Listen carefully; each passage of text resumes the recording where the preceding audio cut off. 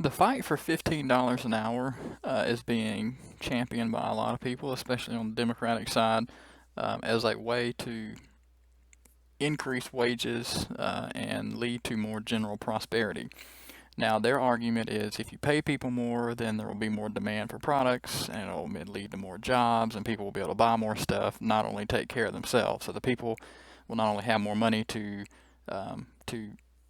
afford the things that they need to afford, it'll also supposedly stimulate the economy because more people will have more money, and then it'll lead to more jobs. Well, that's the fallacy of thinking that it's not that simple. Uh, One thing that will happen is, number one, if you just all of a sudden through a piece of legislation from the federal government that states that all businesses have to pay $15 an hour, even if it's just major businesses have to pay $15 an hour. Or I should say several problems. The first problem is this: is the problem of, can companies actually afford it? A lot of people rightfully claim that some companies probably could pay more, and that some of them are greedy. But it's hard to police that through legislative action because greed is just an inherent human fault. Greed is the part of the fallen nature of humans. It's going to be prevalent in any system, but a free market economy does a lot better policing it than government mandates. So let's say that we implemented the $15 an hour wage, and some companies can afford it, others can't. Well, here's what's going to happen. Those companies are going to cut hours or they're going to cut positions altogether, and the people who these policies intended to help are actually going to hurt them more than anything because low-skilled workers, you're taking one of their only bargaining chips away from them, and that's the ability to work for lower wages. You may be working for low wages now. You may enter a job as a dishwasher, but if you stay on there long enough, then you could possibly be promoted to a shift supervisor, assistant manager, store manager. You can work your way up. I know plenty of people who chose to go into fast food and the restaurant business who are now managers, and one of the people I graduated with actually owns his own restaurant now. He franchised. So if you want to go that route, you can. But don't expect to make, full-time career wages as a dishwasher. So a lot of businesses and companies would have to cut workers and cut hours. The second problem is if you think about it like this. Let's say we go to the restaurant or a regular retail store, and the person who folds shirts or the person who's a dishwasher, the people that these policies are supposedly helping, they're now making $15 an hour, $12 an hour, whatever it is.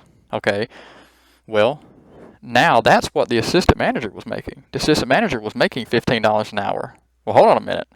The assistant manager is not going to be willing to make the same amount of money as the dishwasher or the person who folds clothes. So now the assistant manager is going to want $20 an hour.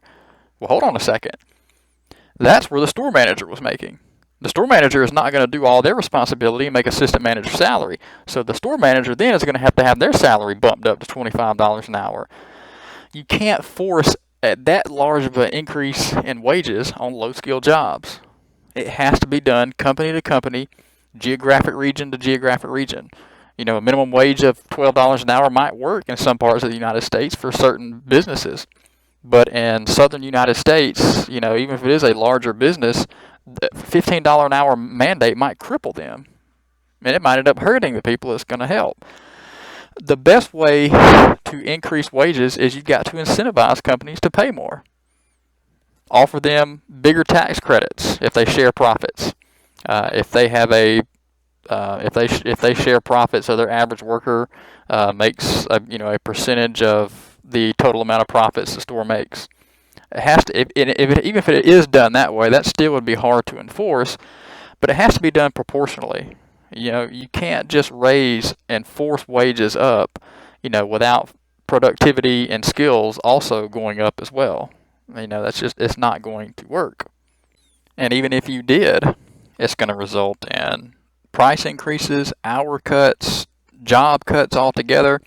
And if you force wages too high, then you also have to, again, like I gave you in an illustration earlier, you're going to have to think about positions above those low-skilled jobs. You're going to have to raise their pay too. Now, if you raise the minimum wage a little bit, maybe if you just said, okay, well now we're going to increase the minimum wage to $9 an hour, In some places, that still may harm a little bit. It may do a little good, but that would be about as much as you would need to go. Because if you took minimum wage workers and now all of a sudden give them $15 an hour, you're going to equal current salaries and wages of people who are in managerial type positions, who are also going to want a significant raise because it wouldn't justify all the extra responsibility they have. So we're not really thinking this through. We have a skills gap more than we have a wage gap, and realistically. And the companies that can pay more, a lot of them already are paying more. And most people don't earn close to minimum wage. I think the average wage in the United States is somewhere around $27 an hour. And the majority of people who do make minimum wage are between the ages of 16 and 24, mostly college-age students.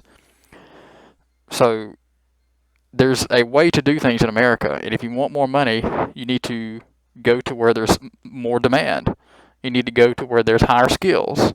That's how you get more money in the United States. I mean, think about it. If we just claim that, well, we're going to give everybody, a livable wage, whatever that even means, it would just destroy incentive and ambition to do great things in the country. If I could just go be a dishwasher for a living and just go work 30 hours a week and make enough money, then that would be great. Then I would just do that. But wages do need to increase in a lot of areas. Wage increases are not socialism, they're smart capitalism. If wages are rising in the right way, when wages, skills, and output are rising, wages can rise as well. So there has to be those things before wages can increase. But I do agree there are a lot of businesses and companies that could pay more that choose not to. But there are also a lot of companies that, even right now, have really thin profit margins. And if they raise wages too much, it would have to result in either higher prices or cutting hours. So there is no perfect economic situation. But I will say that there are a lot of companies that can pay more. I'm not going to deny that either.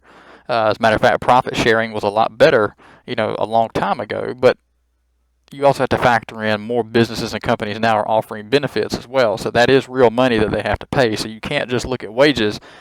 You have to look at all money that businesses are investing in their workers. But what we need to be working on is how we can make our services and education and all these things more affordable instead of constantly trying to focus on increasing wages. We need to worry about runaway costs of attending school and health care, and those are debates in themselves. So instead of just constantly focusing on growth, we need to focus on sustainability and efficiency just as much as we do growth. But the $15 an hour minimum wage, and even in small samples where it's been tried, it's very minimal results, and most of the time it actually ends up harming people more than it helps them. And at best, it'll reset itself to the way it was before, because once again, when you give that big of wage increases to people who were dishwashers or whatever, and now they're making assistant manager salaries, those assistant manager salaries have to go up, and then the manager salary has to go up, because nobody's gonna take on that much responsibility and make the same amount of money as a dishwasher.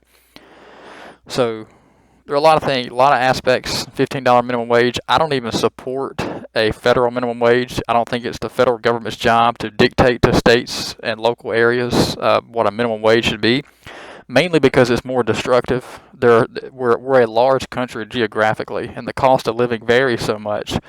So I think that it's just really a federal minimum wage is just really redundant. It doesn't really help. Really, the only thing it could do is harm in this situation. So incentivize paying more.